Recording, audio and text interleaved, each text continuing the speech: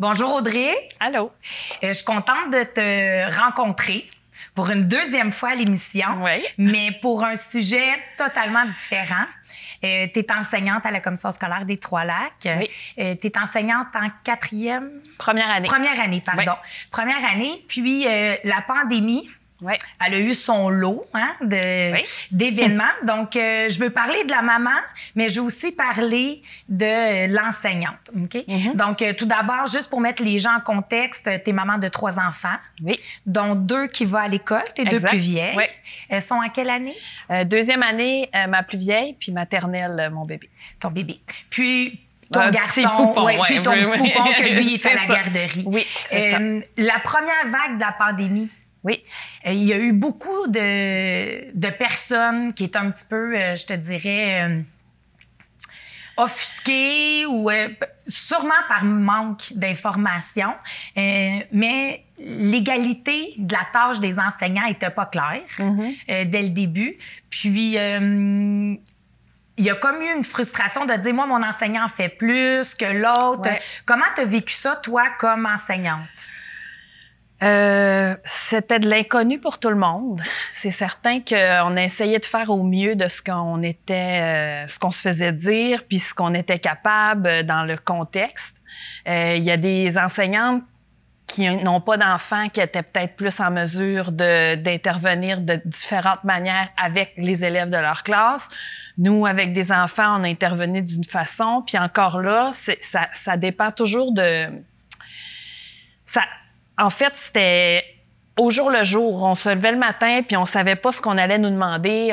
Il y avait rien qui était officiellement, obligatoire, ou on se levait puis on faisait comme, bon, ben aujourd'hui, il faut faire le maximum qu'on peut. C'est quoi dans le contexte? Nos élèves, on essayait de les voir.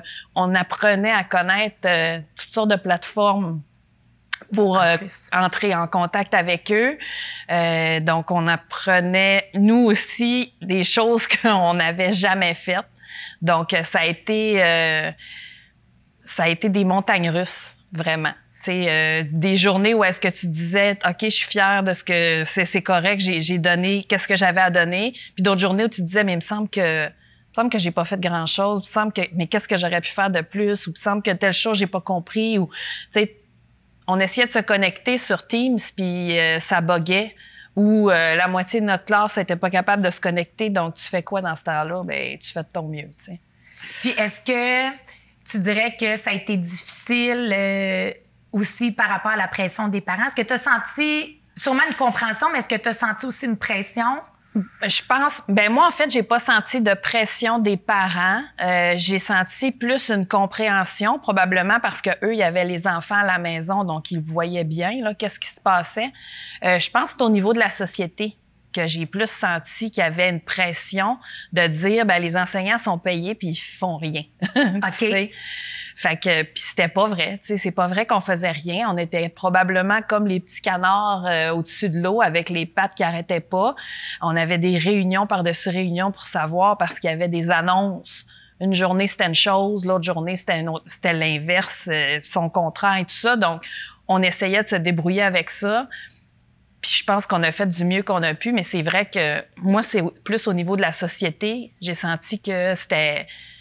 C'est ça. Les profs sont payés à rien faire, puis c'était pas vrai. Puis je vais être honnête parce que moi, je vais être honnête de mon point de vue avec mes filles.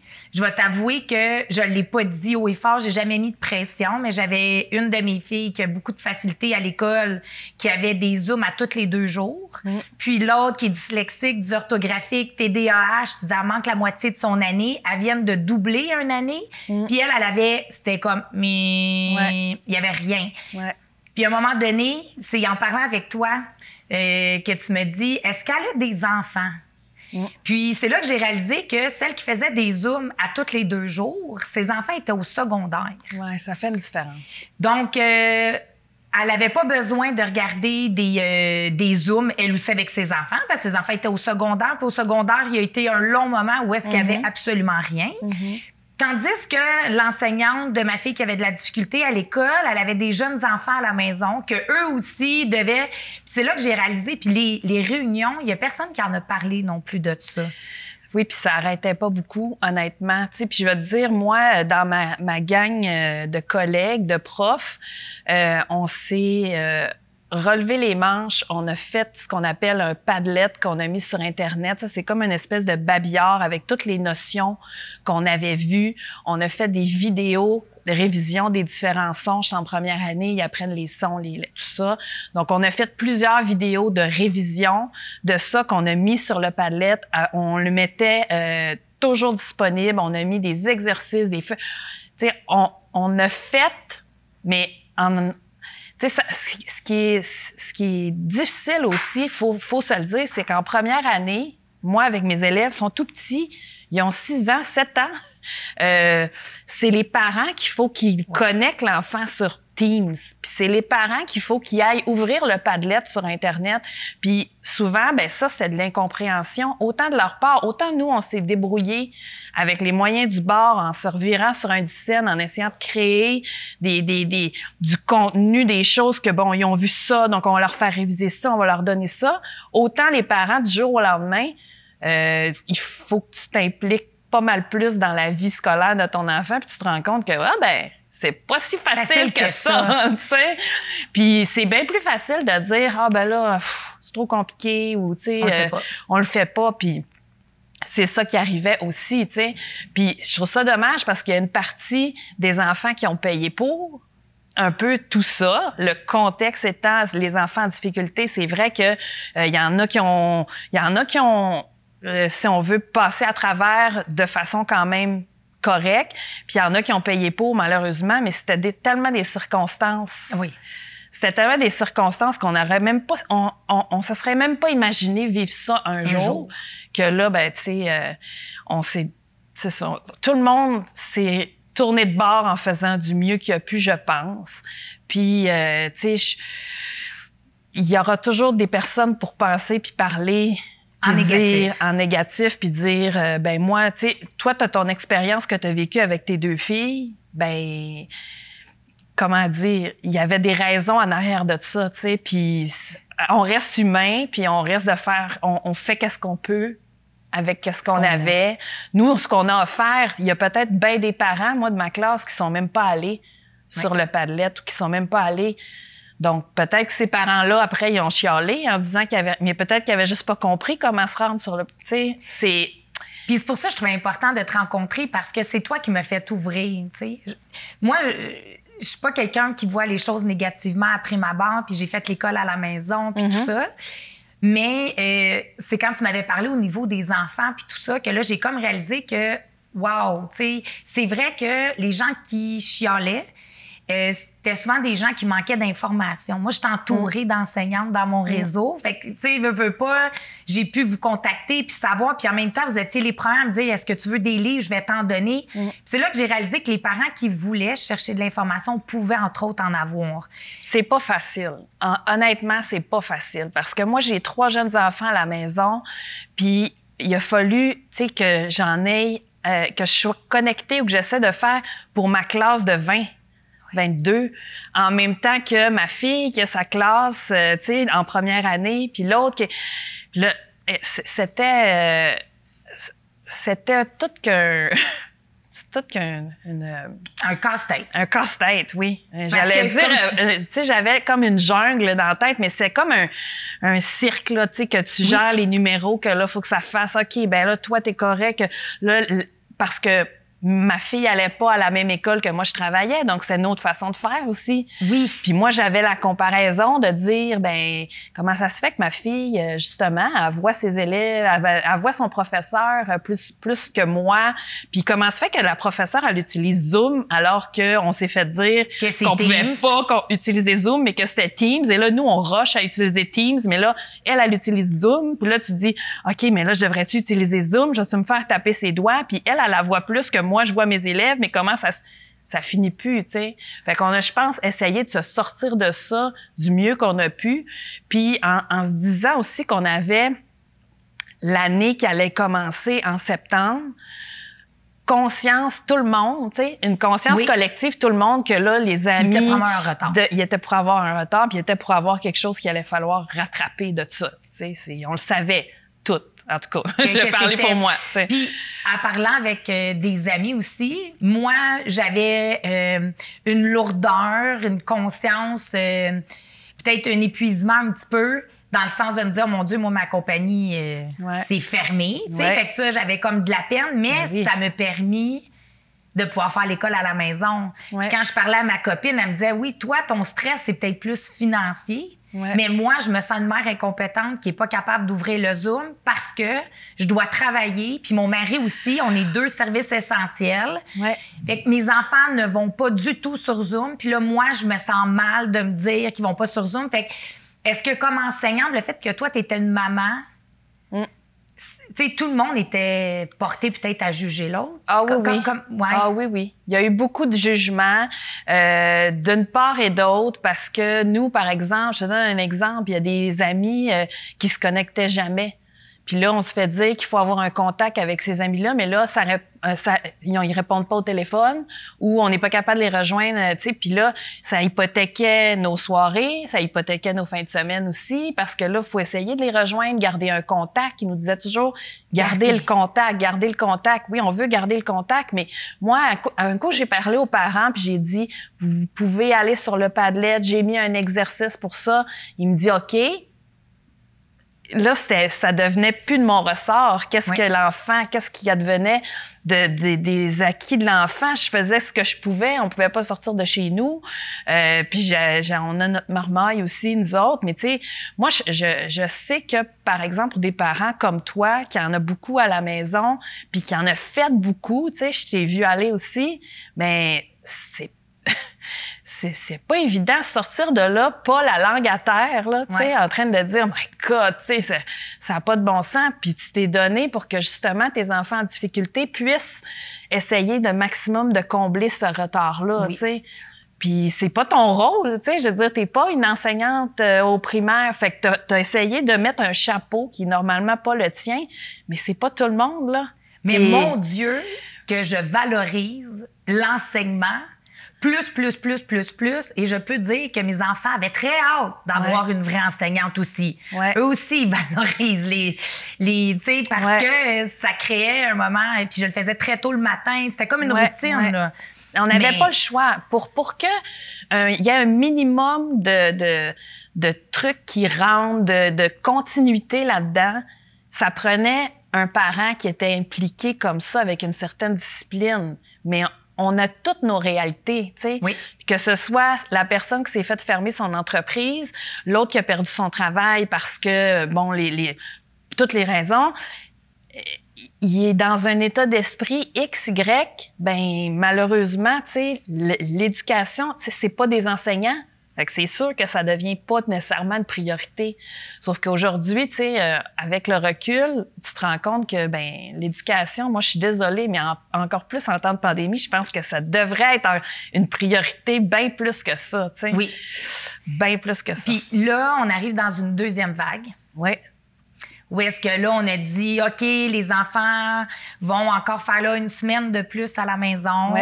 C'est sûr, là, le secondaire, ben ça, hein, c'est va-et-vient. On doit dire aussi le cégep, c'est toujours, c'est plus en présentiel. Pour les enfants avec des besoins particuliers, TDAH et autres, on va se le dire que c'est vraiment difficile parce que si, mettons, je parle de ma plus vieille, ben il n'y a pas personne pour dire, you, focus, ma belle. Non, c'est un peu plus difficile. Ça demande un niveau d'autonomie aux enfants qui normalement, il n'y aurait pas eu à aller chercher. Puis au cégep, c'est le social. Oui. On va, tu sais, c'est souvent l'âge on va beaucoup au Café Rose. Complètement. Complètement, oui. Comment tu vois ça? Parce que je pense pas qu'on l'a vu. Bien, vous étiez préparé parce que vous avez fait énormément de formations. Vous étiez préparé à une deuxième vague. Oui. Mais pas nécessairement préparé à ce que ça soit encore à la maison. Ou comment tu vois ça? Est-ce que tu es inquiète? Est-ce que tu es inquiète de nos petits papoutes, là? Tu sais, première année, on s'entend que c'est une année très importante. C'est quand même une année charnière. Je m'en suis encore plus rendu compte, je pense, grâce à la pandémie, parce que depuis le mois de septembre, on se sent chanceux d'être en présence avec les amis, tu sais, les élèves. Oui. Puis, je vais parler pour moi. J'ai pu aller vraiment à l'essentiel, puis vraiment les connaître précisément pour j'ai tout enlevé le superflu, tu sais, parce OK. que tu es tout le temps dans l'attente de peut-être qu'on va refermer. Peut-être qu'on va avoir un cas. Peut-être que demain, on va se lever, on va arriver à l'école, puis on va se faire dire « Hi, désolé, tu sais, on doit fermer l'école. » Et là, on a 24 heures pour se tourner de bord, tu sais.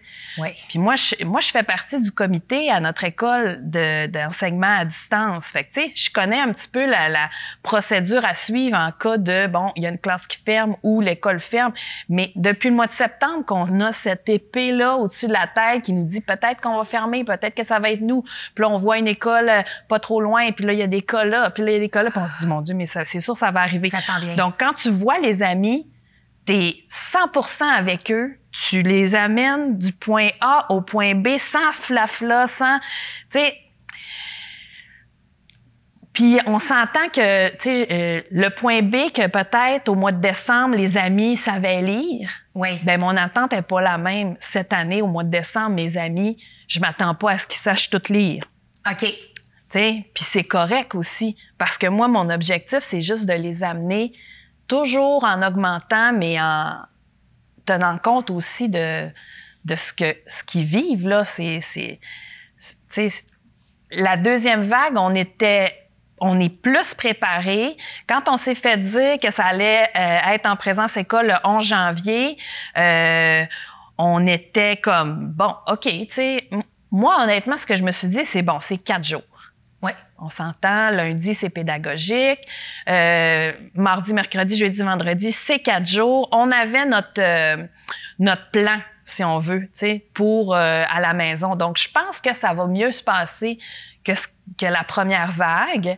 Puis, advenant le cas où est-ce que ma classe devait fermer ou que la classe d'une collègue ou peu importe, ou même que l'école, j'ose croire que ça va mieux se passer que la première fois, puis que notre travail qu'on a fait à la première vague, puis qu'on a continué de travailler depuis septembre, je veux dire, on the side, oui. On a travaillé ça, cette partie-là de si on ferme, il faut qu'on soit capable de présenter telle vidéo, telle affaire pour aux amis, il faut qu'on leur explique telle chose, on travaille ça tout le temps de côté, tu sais. Fait que, wow, fait que c'est comme une double...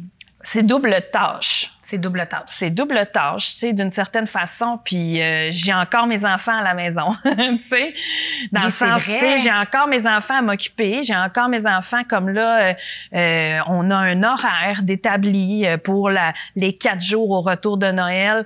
puis moi, j'ai ma fille en maternelle, elle a son heure de Teams avec son professeur, suivi de la plus grande, suivi de moi, suivi de encore moi en après-midi parce qu'on se voit 2 fois dans la journée.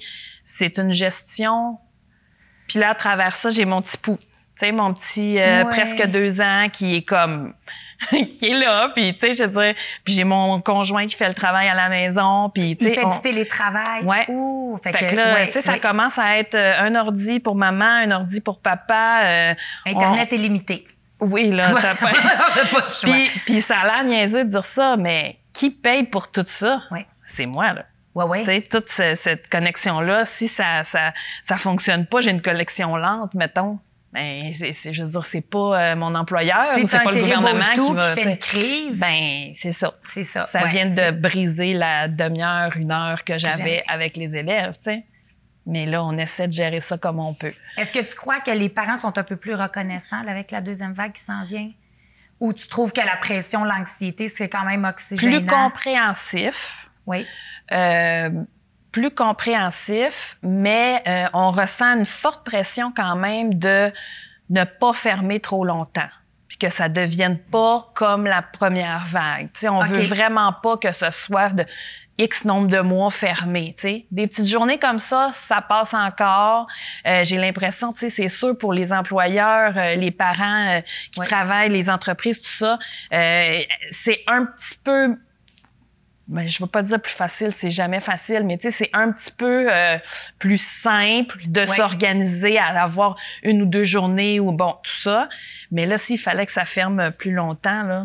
Est-ce que tu penses que les parents ont, avec les années, avec la pression sociale de travailler, je pense que avec la première pandémie, il y en a beaucoup qui ont eu des remises en question. Il y a autre chose que le travail. Oui. Mais, mais est-ce que tu crois que les parents, avec ça, cette surcharge-là, il y en a qui n'ont jamais arrêté de travailler, fait qu'ils n'ont peut-être pas eu la prise de conscience qu'on a eue en ayant un arrêt. Est-ce que tu crois qu'eux, ils valorisent pas à son plein potentiel l'éducation de leur enfant? Est-ce que tu... Mais il y aura toujours des parents qui vont penser que l'école, c'est une garderie. OK. Il y en aura toujours. Au même titre qu'il y aura toujours des personnes pour chialer, il y aura toujours des personnes, tu sais. Mais il ne faut pas que tu t'accroches à ça, finalement. Faut pas penser à ça, puis je pense pas que c'est la majorité. Dieu merci. Oui. Tu sais, je pense pas que c'est la majorité, mais oui, c'est sûr. Puis d'un autre côté, est-ce qu'on peut en vouloir vraiment à une maman qui est, par exemple, infirmière, qui a pas arrêté de travailler, qui fait des chiffres à pu finir, que l'école, l'éducation de ses enfants soit pas nécessairement la priorité quand son emploi, ça ramène de la bouffe sur la table, tu sais. Je veux dire, tu peux pas y en vouloir non plus. Mais j'en ai vu que, oui, ils étaient médecins les deux. Ouais. Puis ils avaient trouvé quelqu'un qui venait à la maison, qui était la nounou. Oui. Parce que ils valorisaient l'éducation. Oui. Au lieu de chialer. Il y a toujours des solutions. Il y a toujours des solutions. Dans chaque circonstance. Mais comme tu dis, je pense que ceux qui voient l'école comme une garderie, ben il y a ça va comme... Il y a la barrière de la langue. On l'oublie souvent, tu sais, dans les milieux qui sont très allophones, la barrière de la langue, là, ça, pendant la pandémie, c'était un défi, là. À notre école, on a des enfants de plus en plus que leur première langue, c'est pas le français, c'est le punjabi, c'est l'anglais, c'est le russe, Donc là, en plus de ne pas avoir de présence avec l'enfant visuellement, d'avoir un contact. Au téléphone, ça marche pas Au plus. téléphone, là, tu parles à la grande sœur qui est en 6e année ou au secondaire, qui traduit un peu à la maman. Tu peux pas demander à ces parents-là, allez vous connecter sur le Padlet à 1h, tout le monde va être là, puis on va faire l'activité. Eux, c'est au-dessus. Ça fonctionne pas, là, tu sais. Puis c'est normal, tu sais. C'est juste qu'il faut pas oublier tout. C'est très, très complexe. Je trouve ça vraiment complexe. Mais c'est beaucoup plus complexe. Puis c'est pour ça que je suis contente que tu nous aies montré plusieurs facettes parce que je pense que ça va ouvrir l'esprit de tout le monde. Puis qu'en temps de pandémie, il faut que tout le monde y mette du sien. Puis il faut que tout le monde trouve des façons que ça fonctionne bien parce qu'on est tous épuisés, peu importe. Ouais. Puis c'est important, l'éducation. Moi, ça m'a fait réaliser encore plus. Moi, je suis enseignante. C'est sûr que j'ai toujours trouvé que l'éducation, c'était important. Mais en temps de pandémie comme ça, je me suis rendu compte que c'était encore plus important. Tu sais, quand tu disais des parents qui ont réalisé... Les parents qui ont réalisé justement qu'il n'y avait pas juste le travail dans la vie puis que c'était le bout familial. Moi, je l'ai réalisé pour ma propre famille. Puis, je suis enseignante, puis je suis dans le milieu, puis j'ai espoir que ça soit pas juste moi puis que ça se soit répandu un peu, de réaliser, de dire, hey, ben finalement, c'est important, tu sais, le parcours de nos jeunes. C'est pas juste justement... On le met là, bye, à ce soir, puis on se voit pour souper, routine du dodo, bye-bye, le lendemain. Non, c'est pas juste ça. Être une mère, c'est plus. Ben, il y a une partie de l'éducation qui se fait à la maison. Tu sais, moi, je suis l'enseignante, puis là, de plus en plus, je réussis à départir ça, le rôle de l'enseignante qui apprend à lire, à écrire, à compter, puis le rôle de la maman qui apprend à respecter les consignes sanitaires, à respecter... Tu sais, tout ça, là, c'est des apprentissages que j'ai l'impression qu'avant, avant la pandémie, on va dire, il y avait beaucoup de choses qui étaient mises sur les épaules des enseignants. Dans que ce soit le respect des autres, savoir vivre ensemble, tu sais, là, on s'est comme réveillé en faisant comme wow, tu sais, un prof là, peut-être qu'on a l'impression que ça n'en a pas fait assez avec notre enfant, mais c'est pas là pour montrer à être poli aux autres, tu sais, c'est à la maison que ça s'apprend ça. Fait que tu sais, je me suis rendu compte peut-être que c'est ça qui est ressorti. Les parents, ils vont reprendre plus de tâches. Mais ils vont prendre leur responsabilité plus. De parents, parentale, parce que, tu sais, on parle que les écoles, mais il y a aussi les garderies qui avaient fermé. Puis j'entendais des fois dans mes cours des parents dire « je vais y amener des petites culottes, là, puis à la garderie, elle va en mettre propre. » Puis ça m'a toujours blessée. Puis je me disais, c'est parce que tu as décidé d'avoir des enfants. C'est à toi d'éduquer ton enfant. C'est à toi c'est pas normal que ça soit la gardienne qui enlève sa suce. C'est pas normal que sa gardienne ou il fait des belles siestes à la garderie, mais à la maison ça marche pas. Prise de conscience parce que tu fais pas ton rôle de mère. Tu sais, c'est pas tout de mettre un enfant au monde. Fait que je pense que tout le monde avec la pandémie a eu une petite prise de conscience sur avoir des enfants. T'as un rôle important là. C'est très important. C'est toi le rôle le plus important de leur vie. Puis, merci beaucoup parce que c'est super enrichissant. Hein? Merci beaucoup, beaucoup. En terminant, qu'est-ce que je peux souhaiter à Audrey l'enseignante pour l'année à venir? Écoute, de la bienveillance, puis... de la reconnaissance. De la reconnaissance, oui, on le demande pas assez. Là. C'est comme on est gêné de le demander. Oui, c'est ça, je vais le faire pour toi d'abord. Audrey, je souhaite de la reconnaissance. Puis j'invite les auditeurs à prendre 2 minutes, à envoyer un petit mot à leur enseignant. Parce que juste d'avoir un petit, c'est plus que d'avoir une augmentation ou un petit bonne semaine. Un petit bonne semaine, puis beau travail. Ça peut faire vraiment du bien, puis il faut travailler en collaboration. Donc, merci d'être là, Audrey. Ça me fait plaisir.